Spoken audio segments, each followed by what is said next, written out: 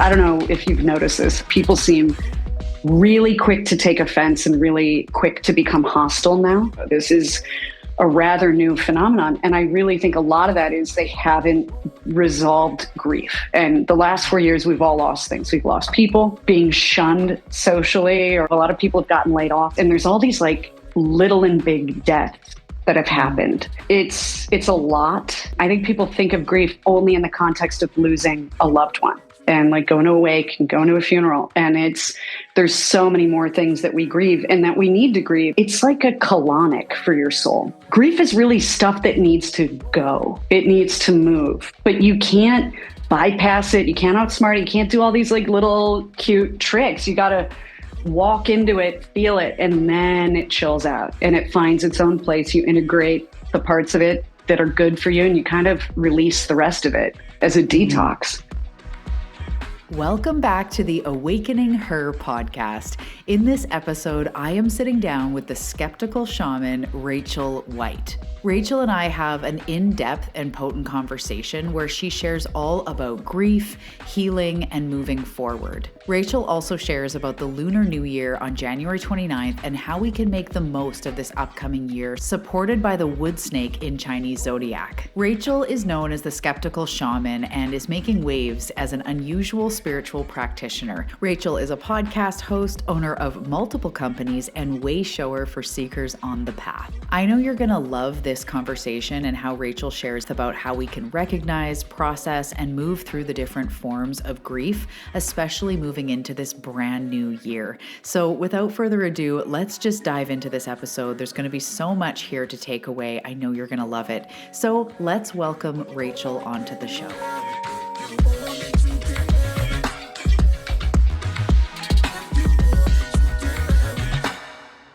Hello, Rachel. Welcome to the show. How are you doing today?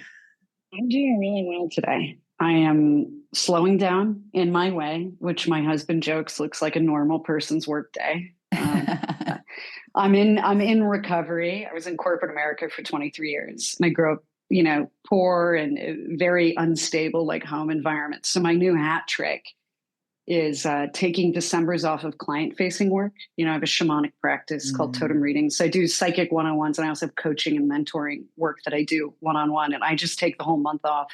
And I joked with you before we hit record that I schedule my nervous breakdown every year. And this year's theme, which surprised me, and it shouldn't, is grief. And I know that you've recently talked to some other folks about this, but I think it's crucial because we're heading into a new Chinese New Year, January 30th of 2025. We welcome the wood snake.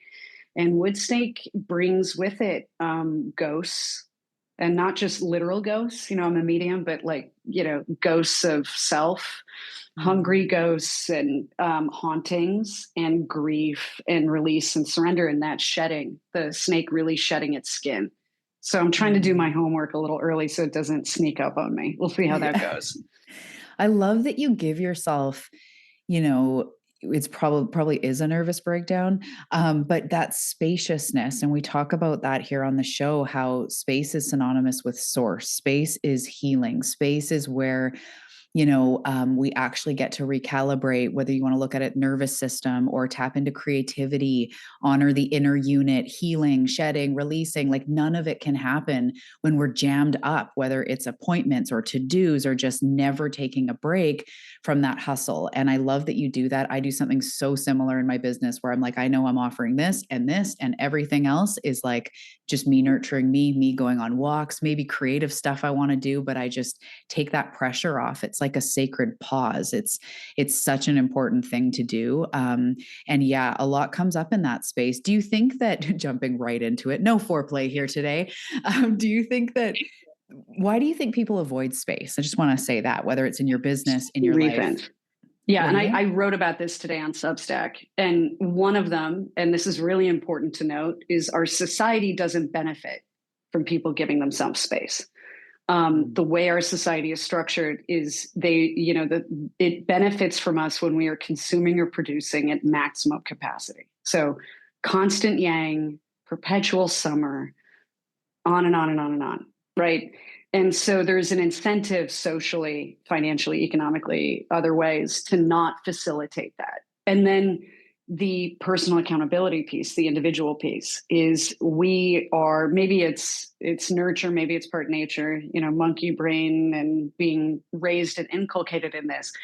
We are very uncomfortable sitting in silence doing nothing. The state of being while not doing is incredibly uncomfortable for it is for me, even though I meditate every day. I have a variety of tools and practices. I've been in very good therapy, by the way, too. That can be useful as well. It's not just the woo, but it's like it's still, I joke with my husband that I get the bends every winter. When you go scuba diving and you're not supposed to come up to the surface too fast because of the pressure, because you can get the bends and you can get, weird vertigo and all these other symptoms. And there's an energetic, emotional version of that where I have no idea until I slow down how much of the last 11 months were pure momentum, right? And burst working, doing a marathon at a sprint pace. And that's because, with inflation, being in a woo-based business, things are tight. So you have to work your ass off. I miss corporate America once a week where I'm like, that was easier. That was a lot easier than this shit. Once a week. Yeah. And also when it's your own baby, if you're wired at all like me, giving yourself a minute is hard. I'm the hardest boss I've ever had. I'm the biggest dickhead I've ever worked for. So I'm working on that. So there's the social thing and the personal thing. And grief kind of slaps hard. So when it comes to the party, and usually like day 2 or 3 of you really relaxing, slowing down, if you're doing a real practice of digital detox, silence, surrender, it's going to come knocking. And the first wave of it usually feels like anger or betrayal, and weird things will trigger you. And you're like, why am I reacting this way? And it's like, knock, knock, knock. There's probably some unresolved grief behind that. And I think one of the reasons, I don't know if you've noticed this, I've noticed it, many of my clients and friends have noticed it. People seem really quick to take offense and really quick to become hostile now in a way that it just wasn't the case even 3 years ago. This is a rather new phenomenon. And I really think a lot of that is they haven't resolved grief. And the last 4 years, we've all lost things. We've lost people, whether to death or to, being shunned socially or being moved sent into exile from a community or a profession or an industry or a job. A lot of people have gotten laid off a lot and have had to find new jobs, new coworkers. And there's all these like little and big deaths that have happened. And it's a lot. And I think you had mentioned, I think people think of grief only in the context of losing a loved one and like going to a wake and going to a funeral. And there's so many more things that we grieve and that we need to grieve, because it's like my husband asked me about, I made a flower essence called Good Grief because I'm a smart ass, and it has goth black bottles. It's all murdered out and it looks sad, which I think is very funny. And he said, what is this thing with grief? I was like, it's like a colonic for your soul. Grief is really stuff that needs to go. It needs to move, but you can't bypass it. You can't outsmart it. You can't do all these like little cute tricks. You got to walk into it, feel it, and then it chills out and it finds its own place. You integrate the parts of it that are good for you and you kind of release the rest of it as a detox. And I wish people would look at it just more pragmatically that way too. Yeah, that's so beautiful. There's so many things in that. I find that being a channel, a lot of my stuff comes through my team of light, and they say things way better than I can. And sometimes it's like I see these truths of like we think that the end is wrong. And even as you were speaking, I was just receiving how time, for the sake of this conversation, we'll say time with quotes for all you, time and space is like happening. Like we're moving along this timeline, and grief is almost like our humanness not being able to manage the fact that shit moves on, stuff ends. So whether it's perceived as good, perceived as bad, we've all been in a time when we move and it's a good move. We're moving to a bigger house, fancier shit. But as we're leaving, we're going, oh, our little street and our little this, because there's always this ending, and grief is almost a word for like shit's moving on and our nervous system needs to adjust. Our mind needs to adjust. It's not a bad and a wrong, even if it is heartbreaking because it is a human. I love the way that you're saying this because we lose, we gain, we this, we that. It's always moving. And grief is almost like a state of resistance in a way, like holding on to what was. And I'm not saying that like for someone grieving that feels sad they lost someone, we have to feel our feelings. We have to go through that. But it's interesting. I'm curious your thoughts on that. Yeah. And, one big thing with all of this is you can logically understand that you're grieving or logically understand why you moved, why you changed jobs, why you left a friendship. Like you can get that. You can have surface level emotions about it too. But there is, I think, a deeper, almost in your energetic fascia, like spiritual shamanic component to grief that's utterly irrational, that operates in the subconscious, that the only way you're going to get down there into those deeper tissues, if you will, is giving it a lot of time and space and silence. And it comes. And it comes in ways and in images, maybe it's a dream or something that comes up in a meditation or just, I don't know if you've ever had like a somatic release of grief. It's fucking wild.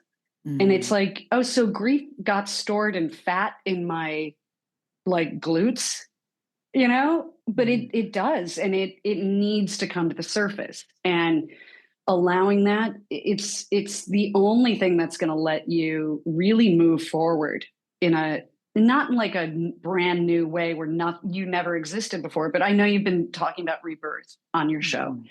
There is a Control Alt Delete to allowing yourself to actually get down into the crevasse and grieve something and feel it. It's like shaking an Etch-a-Sketch. Have you ever done psychedelics? Yeah, I mean, no, Mom, not at all. Yeah, no DEA. I have clients who work for the DEA. Wink. Any police? I have nothing to do with that. Yeah, police. But, I did them the other day, and they had a bit of a tail on them in a way that I wasn't expecting. It's just mushrooms. And I'm very, I've just always had a high tolerance for all those things. They don't titillate me the way they do other people. I really use them as a medicine to reset my nervous system and my adrenal system. And I came inside because I had to do a podcast at 2:00 in the afternoon. I was like, I'm still like the struggle bus right now. And my husband was like, he set a little alarm on his phone, like, come get me. And I was going to have to bathe and like brush my hair and attempt to put makeup on. And I was like, I'm going to look like a Picasso. This is going to be, now I know how Wendy Williams feels. Like I needed to be managed. And I got out of the bath and I was doing okay. And I looked at my makeup, right? And I was like, I don't know how to use any of it. Like true tabula rasa, like you really, and I joked with my husband, I said, just, this is negative right now. It's going to be fine though. And everything worked out fine. But this is what it does to your anxiety. This is what it does to grief, is it resets you, right? And there's ways to get there without psychedelics. I wrote on Substack today about some of the things that I do, even though it's uncomfortable, instead of just sitting and being like, okay, I'm going to feel sad now. Like you're naturally going to have resistance to that. So in these winter months, trying yin yoga, right? And doing it maybe alone, maybe not going to a group class. I used to teach yin yoga every class. We did candlelight in the evening. People would cry. Sometimes they would know why. Sometimes they had no idea. And they're like, I was like, let it come out, better out than in. And so I light candles. I use a little aromatherapy and I just pull up YouTube. I've got some saved yin yoga classes from people that I thought do a good job. And, grief we're in the season of grief. That's what winter is in Chinese medicine and in yoga. And that's tied to the kidneys. And, when you do yin yoga, you're on your back a lot. You're gently stimulating these guys. You could do happy baby and roll back and forth on your lower back. And yin yoga, you can wear a sweater. You can use props. You can be warm. You can do all these appropriate, things energetically and in herbalism, right? Whether it's Ayurveda or Chinese medicine for this season, and comfort yourself. So that's a way, it's a trick for me to feel like I'm doing something, like it's a project which appeals to my monkey brain that's been inculcated in our society. But each pose is 10 minutes, man. It's just you and you. You know what I mean? That's a big one. And then being a shaman, this season, every time I slow down and I do just one shamanic journey meditation, which the main piece of that is just listening to a drumming music. that stimulates a theta wave state in the brain. Like a lucid dream, it's not as woo as it sounds. It's actually like science. That'll always stimulate what we call soul part recollection experiences. So I'll have dreams about rescuing an animal, or me when I'm a kid, or some part of me, you know, soul part that was traumatized, cleaved off, or went dormant, and integrating that back into self. And those come with a lot of emotional releases. I joke that those dreams and those meditations turn me into a big pussy for about a month. Everyone I interact with, I'm just like, oh my God, you're just a human being. You know, like I started crying. I got a burrito delivered one day, and I called up Grubhub. I was like, you have to give her a big tip. And they gave her like a special $100 gift card or something. And I said, she's delivering burritos on Christmas Eve, man. And just everything, like, it becomes very poignant. And that's how, you know, a big part of you has come back online, right? And you're feeling more. It increases your extrasensory perception, your sensory perception, but also your emotional perception for a while. Takes a minute before that evens out. So those are things that anybody can do. You know, there's really good shamanic journeying drumming music on Apple, on Spotify, all over the place. Just pick something you like and lay on the floor. That's the other thing I like about shamanic journeying. I've never enjoyed seated meditation. I just want to go away. I get so distracted by tactile things too. It's a touch of the tism where I'm like, I'll feel like my pants, or I'm like, am I slouching? What am I doing with my hands? If I could just lay down, solves a lot. Yeah. I tell people all the time, like, sometimes meditation is just best starfishing on your bed. Like, it doesn't have to be this big monk experience where you're sitting there all day and you have no thoughts. I can't even tell you the relief. I'm sure you find that all the time when you say, like, you don't have to have no thoughts in order to meditate. People are like, oh, what? Journeying, I tell them, you know, if transcendental meditation or Buddhist meditation is no mind, shamanic journeying is all the mind. You're really encouraging your mind to just go and play and not judge it and not constrict and just allow. And that aligns a lot with like the grief thing, because it really is just a matter of unclenching your perineum and your jaw and allowing. That's when we tend to get socked with feelings. There's a reason for that. There's a reason why, like, you know, I have a PTSD diagnosis. I didn't get it in the military. No stolen valor here. I got it from other shit. But I talk a lot to guys who've been in the military and who saw combat, and they'll also, because, you know, we all have the same, they always correct me. It's not PTSD, it's PTS, because it's not a disorder. And I'm like, okay, guys, it is in my life. I'm disordered, but congratulations to all of you. But they don't feel any of it until they get to safety. So PTSD does not show up at all when you are in the shit, when you're under fire, when you're surviving. And there's a long window, even after they come back, before it sneaks up on them. And it's when they're sitting in the backyard, starting a grill, getting ready to cook dinner. And it just comes like a tsunami breaks through a seawall. And a lot of it is really rooted in grief. And that's one of the primary reasons I think psychedelic therapy, but also shamanic journey meditation for them works, because you're seeing things and you're feeling things, but you're not re-traumatizing yourself. It gives you a strange objective distance. I don't know if you've ever talked to people who had PTSD from war, who did like Ibogaine, but they'll see scenes of horrible things that happen, but they're not panicking. So they can kind of get all the way through it. And then there's crying and they feel relief, and then they feel joy. And everything's different. It's incredible how, you know, we're all waking up collectively to this awareness that, like, well, first of all, I think our parents, their parents' generation, like, feelings, you shove that shit down, put it in a box. Girls don't cry, boys don't cry, nobody cries, get over it, kind of thing.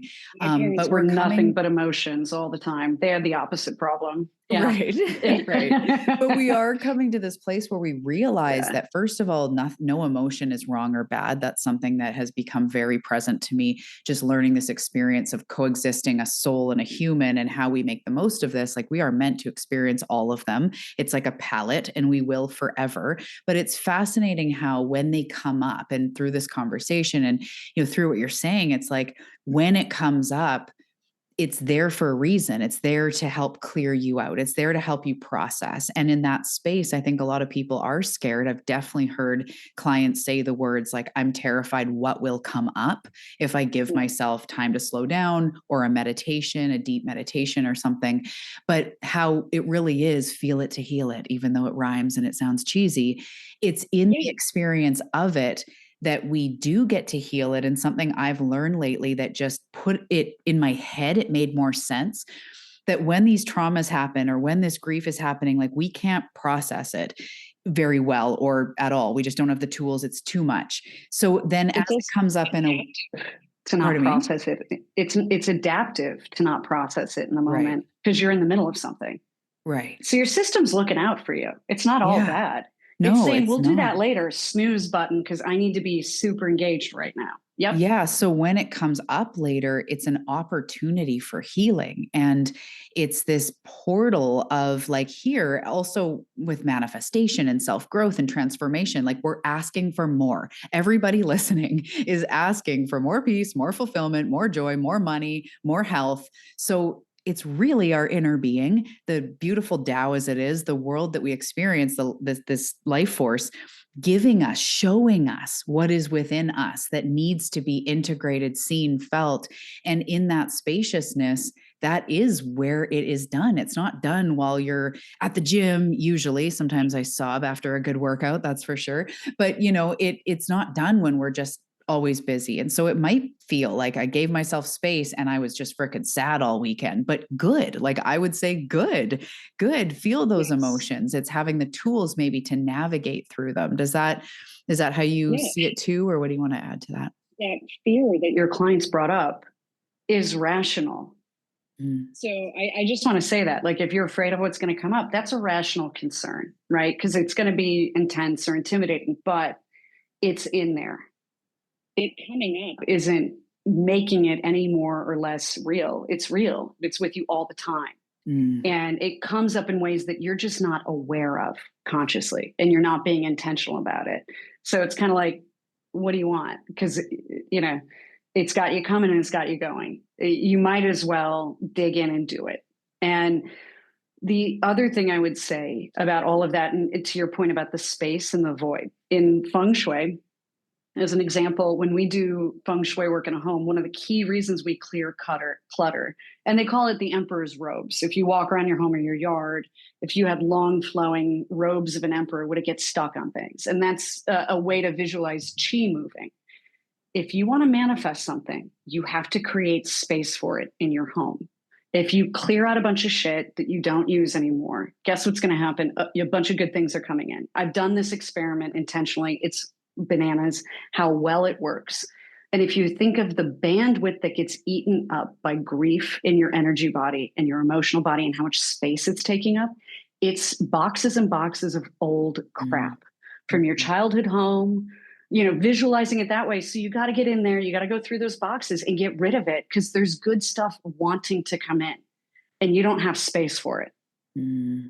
Yeah, that's huge. And that right there feels like a lot of the message that's coming forward about 2025 and sort of this upcoming segment in our collective energy. And I'd love to hear you talk about that, about like the wood snake and about just the energy that's to come, and how as seekers, we are being asked, more than ever in some ways, being squeezed, being tested, all this stuff, because we're asking for that. We're being encouraged to release and rebirth and purify and refine and all that stuff. So I'd love to hear you talk about just your perception on what's coming up for us energetically and how we can make the most of it. So wood snake is interesting because it's wood element, just like wood dragon year in 2024 is wood element. It's more manageable, actually. So if the wood dragon year was a redwood that sprang up out of nowhere and became taller than a 5-story building, wood snake year is a fig tree or an olive tree. So it's more rooted, it goes more lateral, and it produces fruit. Thank God. Yes. And we all have change fatigue at this point. But as a part of that, it's more, more manageable, more sustainable, quiet, a little bit of a quieter energy. It has a little tiny bit of the fire element in it, because the next year is going to be a fire horse year. So that little bit, if you imagine that little bit of fire element as a candle, a small votive candle or something, we're going to have to take care of that and nurture it. And it's not very reliable either. One gust of wind can come in and move that. And that's the little bit of the fire element is what's bringing up the issues of release, surrender, molting. So this has been 2024 Wood Dragon year, transformation, revolutions, mass change on this planet and rapid growth. Wood snake year is the year of processing that and stabilizing the energy body and the physical body, stabilizing your business, stabilizing society, stabilizing relationships, trying to get the tree nourished so it bears fruit instead of just growing for the sake of it. Like trying to bring things back here a little bit, keep that little candle burning. And also, Chinese astrology is very superstitious. They're funny. If you ever follow like a feng shui person on Instagram, they're from Hong Kong or whatever. It's just a very different energy. There's zero toxic positivity. They're just going to yell at you. I follow this great woman and she goes, because right now we're in double wood because the wood snake energy is kind of coming in already. And she goes, 2 woods, rest, go nowhere. All you do is work, no play, no family, no nothing. And that I just died laughing. I love her so much. For whatever reason, it brings me so much joy to listen to her. I just tell people that their dreams are going to get crushed by the energies right now. But this is also like they have a big superstition about this year and some of what they call the flying stars and being, stars of death, grief, illness, confronting betrayal, difficult data. Anyone out there who reads tarot cards, very 3 of Swords, right? And the only way to navigate that is to surrender. If you double down in a wood snake year on self-will, you think you're in control, you think you can outsmart it, you think you can use deception or force or whatever it is to get your way, you're going to be in trouble. And if you surrender and you allow, because snakes don't consciously shed, they molt as a part of a natural cycle, and they have to slow down. They don't eat a lot. They become very lethargic. We're also going to have to manage those undulations and allow things. And I think difficult information is going to continue to come out just in the world, right? And we're going to have to bear witness to some things that are going to trigger grief, maybe cause new grief, and realizing like we're not in charge anymore and we have to slow down and we have to surrender a little bit. It doesn't mean you sign up for nonsense or you become a part of the problem, but realizing like what your sphere of control is and what your role in this is. Yeah. Yeah, that is so powerful. I love how you said too about like the evening out. Like we've all been so disheveled this year, whether it's even been like big success or big brave movements, or it's been, feeling really chaotic. There's a settling in that needs to happen, which also makes sense why collectively, as you were talking, I was like, oh, that's why also collectively we've been talking a lot more about nervous system. Like it's becoming much more normal to talk about nervous system regulation and different techniques and safety in the body, it's like, oh yeah, right. Because we're going to really need that in this upcoming segment is like, really, I feel like grounding down, integrating, settling into like what we've created or what we think we've created. And some things in that I'm just seeing might actually fall off because there's this tizzy of like building all this stuff. But when it all settles, you're like, okay, still some more things may need to go, may not be quite right. But it's that really, I don't know, the strong roots maybe or something settling into our foundations. Wood snake years are going to give us tools for exactly what you just said. So we're not alone.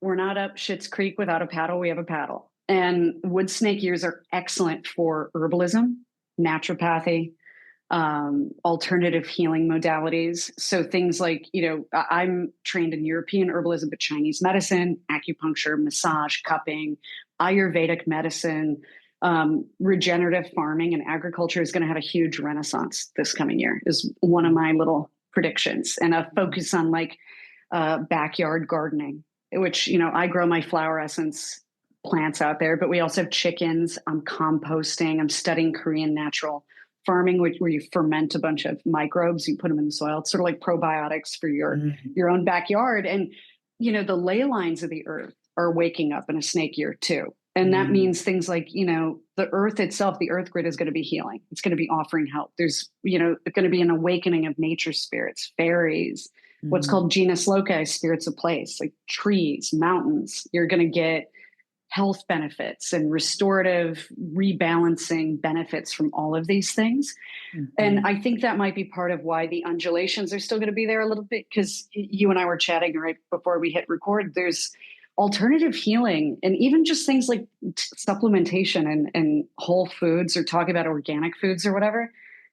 People get really triggered. It's a real third rail, which is bizarre to me, because it's like my grandparents canned their own food and they weren't crunchy hippies. They weren't like evil hippies out trying to dose you with LSD. They just lived through the Depression and they like gardening. Like none of this is malevolent. And so I think part of what we're going to have to deal with, so the dragon year is much more like shouting objective truth, just saying how you feel, telling people to F off. Snake year, we have to be a little bit more diplomatic and patient with ourselves and with others. And I think that's going to be part of that mixture of people being like, what are you talking about? What's a ley line? And it's like, dude, people in China have been talking about ley lines for 20,000 years. Yeah. It's as old as humans walking upright. This is like a real so much thing. Like new age shit that's actually the most ancient shit that the people call new age. It's like acupuncture's new age. I'm like, that could not be less new age. It's the oldest of all medicines, and that's what's coming back. Right. And also, though, I think that might be part of the grief, is people realizing like they kind of got bamboozled. What's in my cereal? What is this red dye? Why is it illegal to put it in food in Europe? And that confronting of data where you're like, oh man, what? My lotions got chemicals that cause cancer. Like, what is going on? And managing your way through that, there is a grief to that too. And I've been through my own journey with that, where I'm like, wait, I have to make my own like moisturizer now. I don't really have a hippie bone in my body, by the way. If I could buy things and just make it easy, I would. But it's like not good for you. Yeah. And the more I make my own stuff and the more dialed in and educated I get, the healthier I get. I've never been to a doctor less, and I've never felt better in my life. And I'm getting old. Okay. It shouldn't be going this way. It's crazy. So it's going to be a really dynamic, interesting year. And I think, before we hit the ground running on January 30th, our homework assignment, should we choose to accept it, mission impossible over this holiday season, is to detox as much as we can, energetically, emotionally, spiritually, from the chaos of the last 4 years, and really let that go so that we can receive the good things that are coming our way. The new tree, the wood snake year tree, bears fruit. There will be abundance. We may also change our financial system. Our currency might change, but it's not going to take abundance away. And there's so many new things that we can build, but we're going to have to build them. We're going to have to be patient too. Yeah. I love that you're talking about this. It's like, it feels really earthy. Like obviously wood would be earthy, but it just feels like this come back home, come back to yourself. Even the detox, I'm seeing like less social media, less influence. If anyone still listens to the news, cut that shit out. No, I'm just kidding. But this detox, it's not good for you. No, it's this detox of fear, of comparison, of stimulation, of chemicals, of this, of that. And as you said, it was looked at as so crunchy, like, just you'd what? And even I started out in nutrition. I started teaching intuitive eating and spiritual nutrition, saying that food has frequency and food has medicine. And one day I realized from my team, it was this huge breakthrough. Some of my clients were like, yeah, what?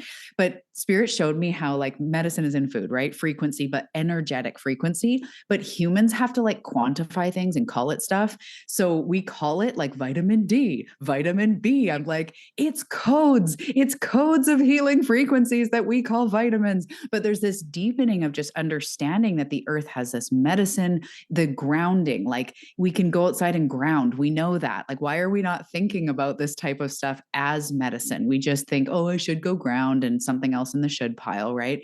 But the earth has something to teach you. That tree has something to teach you. Even cannabis, and like there's so many things that people are realizing there's benefit in this stuff. It's not all or nothing. It's not crunchy. It's like, come back home. The earth has so much medicine for you. And even in that spaciousness, come home to who you truly are, to your spirit, to your life force energy. And something I just wanted to say about space, I heard someone recently on a podcast, no remembrance of who it was, but they said, when your brain doesn't have stimulation for a second, meaning like we're not just quickly picking up our phone, quickly focusing here, we start to think new thoughts. And there was like this ripple of like, yes, we even think new thoughts when we give ourselves a frickin' second instead of quickly going and scrolling here, quickly, stimulating ourselves. So space is where you'll think new thoughts, you'll feel new things, you'll make new connections in your brain, you'll feel your intuition, your whatever you want to call that, your soul. It's just like, it's so needed in this time. And as you're saying with grief, it's like, it's just so what's needed to process and integrate this. I'm so happy you said that. So one of the points of my grief, one of the origin points of the grief that I've felt for 4 years is how flattened people have become because of social media and this obsession with politics and ideologies, because they're boring and they all say the same things. And I mean, yeah, they're different teams or whatever, but I miss, and I've had deep, profound personal sadness missing people having original thoughts and telling them to me. I've been starved for good art, good theater, real culture, conversations with people that, it's not like I don't know interesting people. I do, trust me. And I host a podcast and you're interesting and whatever. But like, I felt like instead of having personalities or original thoughts, what you just said, these spontaneous things that come from the muse or your genius, these terms the ancient world had for the sources of inspiration. You're a channel, so you get them. They, instead of having a personality that way, like an organic bubbling up, they developed an identity. And a lot of these identities are based around mental illness and suffering. And by the way, I have been abused. I was abused as a child. I was abused as an adult. I had to leave a very dangerous situation. Like, I get it, but it's also the least interesting thing about me. It just is. And it just felt flat and sad and monotone and very like Werner Herzog. He's this German film director where he's like, everything is sad and beige and sad. And I'm hoping that in the wood snake year, we can get a little bit more novelty from ourselves and each other and the world, and a little bit more color. And snakes are like, people born in snake years are generally beautiful and very elegant, by the way. And so there's an aesthetic emphasis in a wood snake year of, we may see a renaissance in art, in architecture, in, all these things that elevate the spirit, that inspire us, that facilitate those original thoughts. Right. And I think it's enough isolation. It's enough of like clenching and trying to get through. And we're all going to start doing the human thing again. Instead of just surviving it, we're going to focus a little bit more on thriving. And I'm very excited about that. Yeah, I really hear you. Thank you for sharing that, because I find that too, like with phones and technology and social media, there's things that are happening that I find like I until this moment haven't really thought of it as grief. So thank you very much. Because it is like, I miss people sitting around without two-thirds of them being distracted by a phone. I wish people wouldn't take so many pictures when we're enjoying a present moment and then tag you on Instagram. Like, I miss when we could be sitting around and go like, oh, what was that again? That painting that we saw, and like without someone just going and looking it up and being like, oh, it was this. And we're all, oh, like these dynamics in differences. I notice the older generation, like now that they've gotten a phone and realize a smartphone or whatever, now it's like, oh, did you see on Facebook this and this? And oh, did you see? And sometimes I just get this feeling of like, I witness when I'm talking to someone, I'm in the kitchen, maybe talking to a friend, and I'm talking and they stop replying and I look back and fuck, they're on their phone. I lost them. Like there's this stuff that I really go like, well, I guess from now on, like I look around at a restaurant and people are on their phones. People give their kids a tablet to wait for their chicken strips to come. Like, are you fucking kidding? Sometimes get getting a little feisty. Atrophy because of it, because we rely on this thing. And this guy I used to work with, and he's, in marketing, wrote on LinkedIn, he goes, anyone else noticing your writing, like the quality of your writing and your ideas atrophying with the use of ChatGPT and being a perennial smartass? And he wasn't that great before ChatGPT, by the way, between you and I. Side note. I immediately react. I said, yeah, it's a perishable thinking, writing, art, whatever these things are, they're perishable skills. If you don't use it, you lose it. And we've all lost it. And it's not just like that individual losing whatever that they had before an atrophy. I lose it too. I lose the benefit of them being sharp and interesting and writing well. That contributes to the social fabric. It enriches all of us. And I'm seeing signs here and there that it's coming back. Art's coming back. Culture's coming back. As someone who loves writing, good writing is coming back. You know, you can tell when a Netflix movie was written by AI. You can actually tell. It's empty, it's hollow, it's tinny. It should work because there's good actors in it, but it doesn't. There's something missing. And the thing missing is called humanity, by the way. It's our spiritual essence. It's creativity. It's our connection to the sublime, the divine, the gods, you know, those archetypes, whatever you want to call them. And I'm looking forward to that coming back in a major way because it's been a huge bummer for me.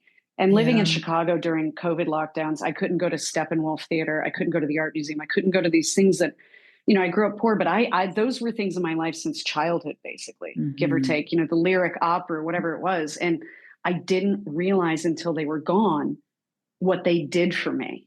I used to go to the art museum every Friday. I'd walk, you know, I lived like 10, 15 minutes away from it, this world famous art museum. And I'd go look at paintings and sip a glass of champagne and walk around. And when that was gone, it seems silly because it's like, well, you know, but aren't you this, that, and the other, and a disease? And I was like, I would honestly at this stage, 8 months in, send me into the museum because something else in me is dying. And it really forced me to do some examinations of, it's not just food, oxygen, and a bed and protection from the elements that I need. There's something else in me that needs other things, or I really go in a bad direction. Yeah, it's like, it reminds me of what humans kind of call your core values. And I see this as like a blueprint of what really fulfills us. And I talk to my clients sometimes about like this life force energy. And we start out, you know, what gives you energy? And the obvious answers, like you said, food, rest, water, whatever, right? Sugar, whatever. And it's like, okay, yeah, but beyond that. And there's this life force energy that gets spooled up when you're doing something you love, when you're engaged in your senses, when you're in the present moment on the razor's edge, right here, enjoying art, food, laughter, hugs with friends, you know, love making, whatever it is, like being in it, not being on the outside of it or being at home looking at, you know, pictures of it on Instagram. Like it's just not the same. Even on your phone, looking at pictures of that thing you did 2 years ago, it's not the same as being there and experiencing it. And I think we are hungry for connection and experience and less like digital, less Zoom, less this, less that, more real. Get out in nature, connect with somebody you love, meet somebody new, take a pottery class, like, you know, learn about birds. And actually cook. You know, even if it's bad, even if you mess it up, you know, get some candles, get some flowers, have like an experience with other people that's real and that's dynamic. And I would highly recommend you not allow phones at the table, honestly, because it'll be way more interesting. And one of the things we love about living in Austin now is we go all the time to see live comedy here. Basically, every great living comedian lives here now, performs any night of the week, small places, $20, $30 tickets. It's not a whole big thing. And they lock your phone up in a yonder bag so you can't record them and take them out of context and get them in trouble. And also so you can just be present. It's art. It's punk rock, really. And so I have a client and friend coming to visit later in December. And another one of my clients and friends and I, we're all going to go to the Comedy Mothership and see just a comedy show. And it's a comedian they haven't heard of. I've never seen him live. And we're going to go, the three of us, and sit there and allow like this alchemical magic to happen and see how it changes us. And I love comedy too, because it's rude and offensive and you will get triggered, right? You will. And you might feel sad or weird or get kind of angry. You'll see people react to comedians all the time. They have to get removed. And that's like good for you. That's medicine. That's like a cytotoxic substance that stimulates an immune response. But instead of immune response, it's like your own creativity, your self-awareness or personal development that happens. And, you know, being part Lakota Sioux and a shaman, it's that sacred clown thing of like showing you how insane your self-will is and getting you to question the nature of your reality. And, you know, good comedians subvert the audience. They get you to laugh at things that are dark or bad that you don't agree with. but it's funny. And Mm. seeing something through the looking glass like that, I think is really good for you. Yeah. Mm-hmm. So I'm looking forward to more art and culture in the wood snake year. It's enough of this rocket ships and screaming at each other and world change. I think we could use a night at the opera or, a lunch at the art museum. Yeah. Yeah. I love that. That's so good. It reminds me too, just even in business, it's more important to be authentic and be real. And some people are just not going to like it. Some people will, than to try to be a cookie cutter version of somebody else or, your way to health. It's like, it's not looking around going, what plan do I follow? It's finding your way to what feels the best in your body. And so when it comes to moving forward and feeling better in your life, it's this real path of real substance. There's no out there magic formula. It's like, go, see some art, watch a comedy show, like be with people, enjoy food. Don't worry about carbs so much. Just enjoy your life, But yeah, I love this conversation so much. This has been so good. What are any final words, anything left unsaid? We went to all corners here in this conversation. It's so good. And moving into this, this wood snake year, everything that's to come, is there anything else you want to say for everybody listening? Whether you want to grieve, whether you want to get into adrenal recovery, whether you want to get ready for the wood snake year, it's all the same homework, I would say. And it's be gentle with yourself, but like not fake gentle, for real gentle. Stop going full yang. One of the herbs that I use a lot this time of the year is rose, because I'm in Ayurveda too. I'm a pitta. I'm very fiery. So I like going. I like drinking alcohol. I like eating spicy food. I'm addicted to my own dosha, my own imbalance. So cooling foods, oilier foods, warm, nourishing, like stewed apples, things that are warm instead of cold, and bringing rose in either as aromatherapy, a flower essence, or just putting some dried rose in an herbal tea. It's fully digestible, edible flower, and it's crazy good for your nervous system. And there's something soft about rose, right? So like anybody can do this. If you see roses for sale at the grocery store, something, get them, put them in a vase. Their message is always like, you're going to be okay. Take it easy. You don't need to go so hard. And I just think they're a really good energetic embodiment. Like their vibration is that pure yin of like, you can be and not do. It's okay. Yeah. Be and not do. I love that. And that's the question of our society is like, what do I do? It's like, be. Well, how do I do that? And how long is it going to take? And are there snacks? And do I have a map? And pumped on the wood snake here. I've taken the white pill. I really have. And I'm not a natural cockeyed optimist. So I'm pumped for it. Yeah. You're skeptical after all. So that's good. Yeah. Yeah. So where can we find you? Where's the best place to find you? Where do you hang out? What do you offer? How can we work with you? All the things. Best place is TOTEMReadings.com. That's my website. Totem like a totem pole, TOTEM. My email's on there. You could submit a form. You could book sessions, all that good stuff. So that's the best place to find me. I'm on Instagram passive aggressively. So I post and I ghost. If you message me on there, it doesn't work because I don't like conduct business on there. So email me. And I have a Substack. It's TOTEM Readings is the name of it. Same as my business. And the Skeptical Shaman podcast. And the new season of the podcast is coming out in January, and our big focus is on just dropping the pretense. No more walking on eggshells. Just say what you think. You don't have to be aggressive and rude, but let's all just unclench, because I really think we need to, if we're going to move through this little membrane into the new earth, kind of. We just need to cut the crap a little bit. So interviewed some cult survivors, some interesting folks. I stayed up very late last night interviewing a ritual magician, quite famous. He was in the Hellier series on Amazon, if anyone's familiar with that. So I'm pumped for it. Yeah. Cool. That is so awesome. I'm going to put all the links below. Thank you so much for sharing everything that came through today. I love your tone. I love your vibe. It's good to be skeptical. It's good to be real with this stuff because we've heard a lot of woo.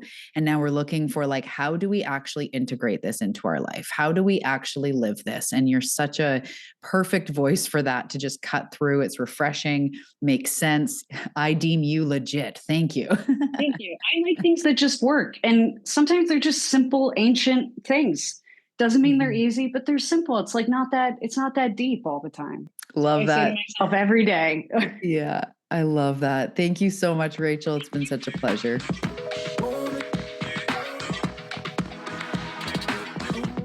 Thank you so much for tuning in to this episode on the Awakening Her podcast. I hope you enjoyed this conversation between me and my guest. And if you did, we would love to hear from you. Come find us on Instagram. All the links are below in the show notes. Take a screenshot that you're listening to this episode, sharing your takeaways or your enthusiasm for the show.